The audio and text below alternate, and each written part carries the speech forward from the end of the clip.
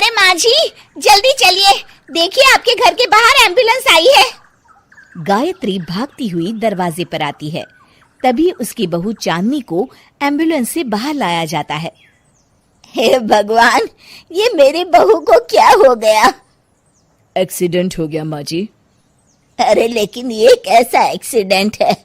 चोट तो कहीं नजर नहीं आ रही। अरे माँ जी, दिमाग में अंदरूनी चोट लगी है और ये अपनी याददाश्त खो बैठी है। हैं? मेरी बहू याददाश्त खो बैठी है, अब क्या होगा?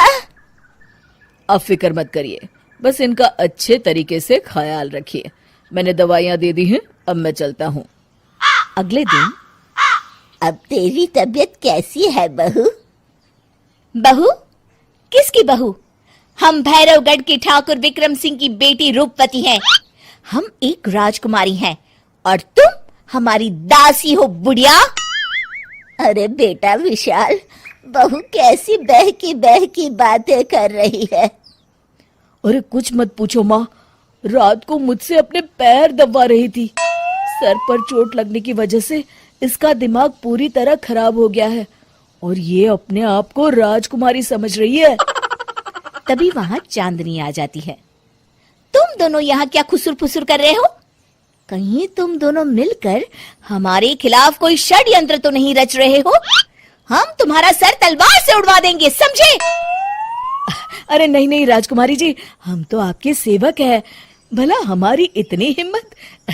कहिए, आपने यहाँ हॉल में आने का कष्ट कैसे किया? हमें बहुत भूख लगी है।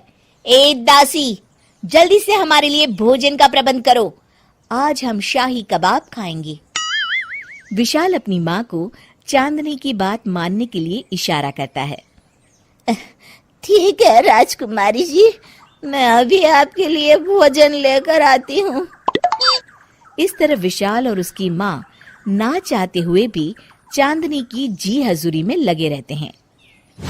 लाओ माँ, जल्दी से मेरा टिफिन दो, मुझे देर हो रही है। अरे ठहर जा, जरा दम तो लेने दे मुझे। सारे घर का काम मुझे अकेली को करना पड़ता है। तेरी बीवी तो राजकुमारी बनी बैठी है, सारा दिन हुक्म चलाती रहती है। अरे माँ, मेरा भी तो यही हाल है। फिलहाल तुम मेरा टिफिन दे दो, मैं चला। रुको, कहाँ जा रहे हो? अरे मर गया रे, ये कहाँ से आ धमकी? आज हमारा जुहू चौपाटी घूमने का मूड है और हमें अपने लिए नई साड़ियाँ भी खरीदनी है। चलो जल्दी से अपना वाहन निकालो और हमें ले चलो। अरे अब तो मैं गया काम से। अगर आज मैं वक्त पे ऑफिस नहीं पहुंचा तो मेरा बॉस मुझे नौकरी से निकाल देगा। मरता क्या न करता। आखिरकार विशाल चांदनी को घुमाने ले जाता है और चांदनी अपने लिए ढेर सारी शॉपिंग भी करती है। ए दासी, टीवी पर कपिल शर्मा के आने का समय हो गया है, जल्दी से टीवी शुरू करो। अरे वाह, कपिल शर्मा तुझे याद है, बाकी कुछ याद नहीं। बहू तू तो बड़ी चालू लगती है, अपने फायदे की हर चीज तुझे याद रहती है। मैं तो तेरी इस अजीब बीमारी से परेशान हो गई हूँ। अगले दिन, अरे डॉक्टर साहब, आप इतने दिन से मेरी बहू का इलाज कर रहे हैं, लेकिन उसकी बीमारी तो सुधरने के बजाय और बढ़ती जा रही है। अरे माँ जी, ये दिमागी बीमारी है। बेचारी की याददाश्त चली गई है, वापस आने में थोड़ा वक्त तो लगेगा ही ना। गायत्री डॉक्टर से बात कर ही रही होती है कि तभी उसकी पुरानी सहेली शीला वहां आ जाती है। शीला को देख अचानक डॉक्टर घबरा जाते हैं। अच्छा माँ जी, मुझे एक मरीज को अर्जेंट देखने जाना है, मैं चलता हूँ। ये कौन था? अरे अब क्या बताऊं शीला, एक एक्सीडेंट भी मेरी बहू की याददाश्त चली गई है। ये डॉक्टर उसका इलाज कर रहा है। ये डॉक्टर कब से बन गया? अरे ये तो चमन पान वाले का लड़का है, सारा दिन नौटंकी करता रहता है। अच्छा तो ये बात है, अब मैं समझी। मेरी बहू और ये पान वाले का लड़का दोनों मिलकर मुझे बेवकूफ बना रहे थे। चल तू मेरे साथ। गायत्री शीला को एक बड़ा सा डंडा हाथ में देकर अपनी बहू चांदनी के कमरे में ले जाती है। बहू, ये मेरी सहेली है, एक डॉक्टर है। इसने तेरे जैसे न जाने कितनों का इलाज 2 मिनट में कर दिया है।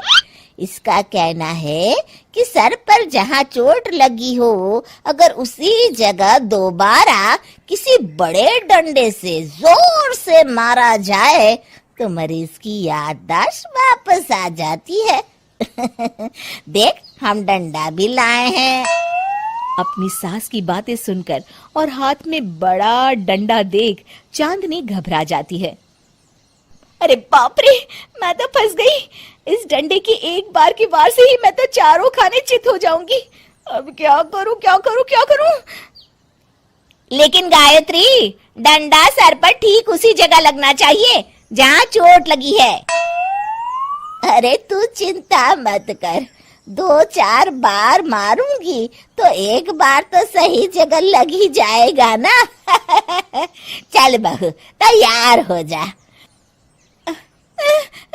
अरे नहीं नहीं माँ जी, मुझे मत मारिए। दरअसल घर के काम करने से बचने के लिए मैंने ये सब नाटक किया था। मुझे माफ कर दीजिए, मैं कान पकड़ती हूँ।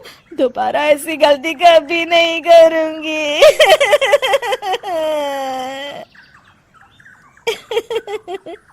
क्यों दोस्तों, कहानी कैसी लगी हमें जरूर बताइएगा।